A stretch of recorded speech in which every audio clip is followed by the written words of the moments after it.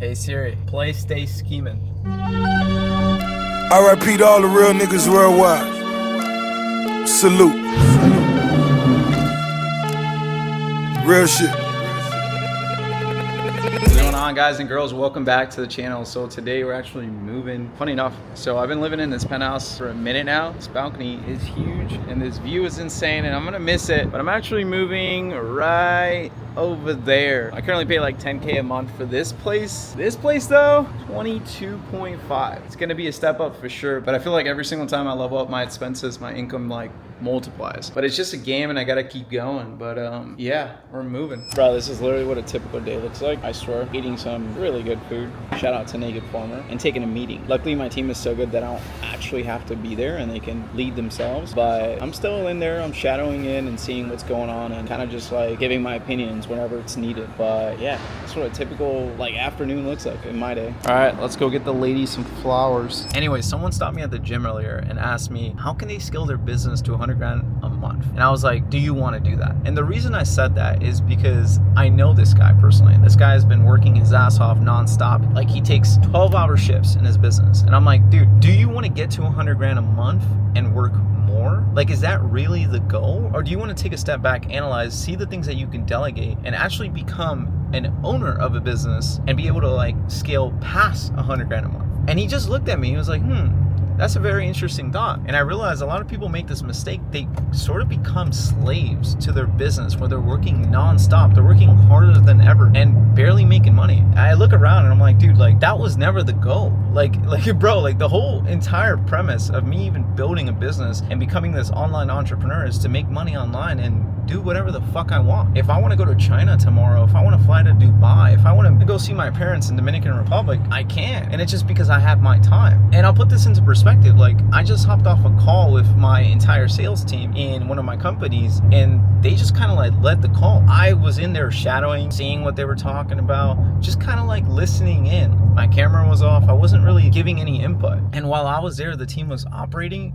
growing and improving. And I was like, this is the business that I built. Like, again, I don't think your entire goal when becoming an online business entrepreneur should be to work nonstop on your business. Like, that's foolish. And the easiest way to do this is to build a business off the lifestyle that you want. So anyways, I went back to the guy and I told him, I was like, dude, the best way to scale to 100 grand a month is to think, how can I make $1 million a month? How can I make $10 million a month? And he looked at me like I was crazy. But the thing is, that level of thinking will force you to think strategically on how to buy your time back and how to make decisions that don't necessarily revolve around you. And that's how you scale a business. You will always be the biggest bottleneck in your business if you cannot remove yourself. And I'm not saying remove yourself entirely. Like, I am still in all my businesses. I still cooperate. I still give my feedback. I am the leader. I would consider myself the leader of my companies, but I am not the operator. I am not the day-to-day. I am not in there like checking in emails and Slack every single day. Like, I'm not in that. But yeah, I think a lot of people make that mistake and they become slaves to these businesses. And it's like, bro, that's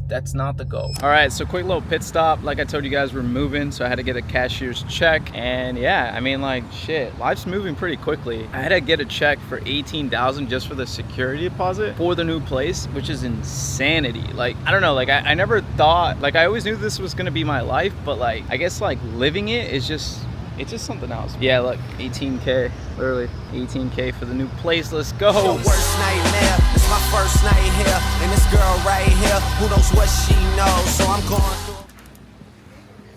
Thank you so much. All right, guys, we have secured the bag. We got my girl some flowers. It's been a busy week with the businesses and just a bunch of shit like moving and stuff like that. So obviously just getting her little flowers, a little token of appreciation. And I get her flowers often, but I feel like this one's a little special. So I was talking to my boy earlier and we kind of both agreed that Chivalry is dead. Like, I'm not gonna lie, getting your girl flowers or getting your special somebody flowers, even bi-weekly, monthly, whatever, should be the bare ass minimum. But I see a lot of guys fucking this up. They're like, I want this girl to be the mother of my child. I want to marry this girl. But it's like, dude, you treat her like shit. You never open the door for her. You never fucking get her some flowers. You don't do anything special for her. And it's like, how do you expect her to react? Like, there's guys out here like seriously splitting the bill on the first date. And I'm like, bro, like how I was raised, if I took a girl out on a date and my mom found out that I split the bill, bro, she would slap me. She would straight up say I'm not her son. And if you're watching my channel and you're not like stepping up as a man, then you're welcome to leave. Cause like that's straight up not acceptable. All right, guys, we got the flowers. Now we just gotta deliver them to their owner. Guys, you are really just a product of your environment. There's nice cars around you. There's a GT3 over there. Obviously, I got the Lambo and the Fleet and stuff like that. There's an Audi R8 over there. I don't know if you can see it. Your environment determines your bank account. Get around nice shit. Get around rich people. It'll change how you think about money. I guarantee you. All right, so I got to drive this car more often. So if it lands on tails, I am driving the Lambo. If it lands on heads, I am driving the GLE. Hey Siri, flip a coin.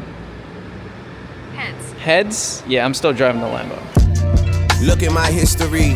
I'm trying to see what's different from that guy in the rich and me. Funny enough, I haven't stopped doing this, and it's something I used to do often when I was broke. I would go around to like the nicest places in town and just go get coffee there. Or I would go to like the nicest neighborhoods and just drive around and get around that environment, because your environment determines your income. So I guess nothing has changed. I come here, get some coffee. I know it's one of the sickest places in town, and feel better. I feel richer. I feel more elevated. I get in a better vibe. I make better decision moves, and I make better business moves. And at the end of the day, I'm always raising my frequency. So Hey, they be wishing death on me like 50 Cent. you gotta get around these people. You gotta get around these people that are thinking different. There's a Urus over there. I'm driving a Lambo. You gotta get around these people that think different. I'm telling you, that's the most important part. Loving them or building something from the bottom with your brothers down. Hey. Taking a call with our community. Community is popping. Baby, you like your flowers? I love them. Thank you. You're welcome. All right, guys, so we just wrapped up our community Q&A. It was sick, to be honest. A lot of people are joining from Tampa, which is crazy. I love to see the community growing in Tampa, and yeah, we got a lot of wins and shit, so I'm excited. We got the boy Joe, 1,400. We got Jonathan with $1,000 a day. We got Cesar, $32,000 in a day. Let's go. He also said he's doing over $12,000 in profit, so drop shipping, not that. We've been running the numbers, we just shy of a billion. So my All right, guys, so we're finishing off the day with a little walk, just resetting and connecting and just honestly talking about work. I feel like there's so many moving pieces in both of the businesses that we like have to go on a walk and just talk about everything. But anything you want to share with the vlog? Make sure you subscribe to Leo's channel because he drops the best content. Drop a like, comment, whatever videos you guys want to see from us in the future, and I'll catch you guys in the next video. Bye. Peace.